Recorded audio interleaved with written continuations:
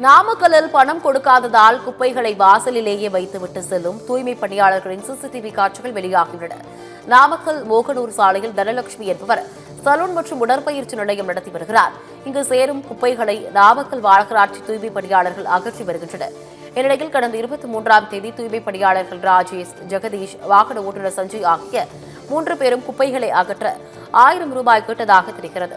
அப்போது ஊழியர்கள் பணம் கொடுக்க மறுத்ததால் குப்பைகளை வாசலிலேயே வைத்துவிட்டு சென்றனர். இது தொடர்பான சிசிடிவி காட்சிகள் தற்போது வெளியாகி வைரலாகி வருகிறது. ஆகஸ்ட்ல இருந்து 1 மந்த் பயங்கர மெண்டல் ப்ரெஷர் கொடுத்துட்டு இருக்காங்க. குப்பை சரியா எடுக்கிறது இல்ல. என்னோட மேல சலூனுக்கே வந்துட்டு என்னோட மேனேஜர் உள்ள இருந்தாங்க. கடைக்குள்ள உள்ள பொண்ணு சத்தம் போட்டுட்டு குப்பையை கொண்டு வந்து மேலே கூட்டிட்டு போயிட்டாங்க. அந்த குப்பை அவங்க என்ன ப்ராப்பரா சொல்றாங்களோ அந்த மாதிரி நான் ப்ராப்பரா பிரிச்சு தனித்தனியா தான் வச்சிருக்கோம். அதுமே அதிக கூட குப்பை கிடையாது, கொஞ்சம் தான். கம்ப்ளைண்ட் பண்ண சூப்பர்வைசர் கம்ப்ளைண்ட் பண்ணும்போது சூப்பர்வைசர் பார்த்துட்டு இந்த குப்பை என்ன இதை எடுக்கலன்னு என்னன்னு சொல்லி சத்தம் போட்டுட்டு போனாரு. சூப்பர்வைசர் சொல்லிட்டு போய் 2 நாள் எடுத்தாங்க. அதுக்கப்புறம் எடுக்கவே இல்லை.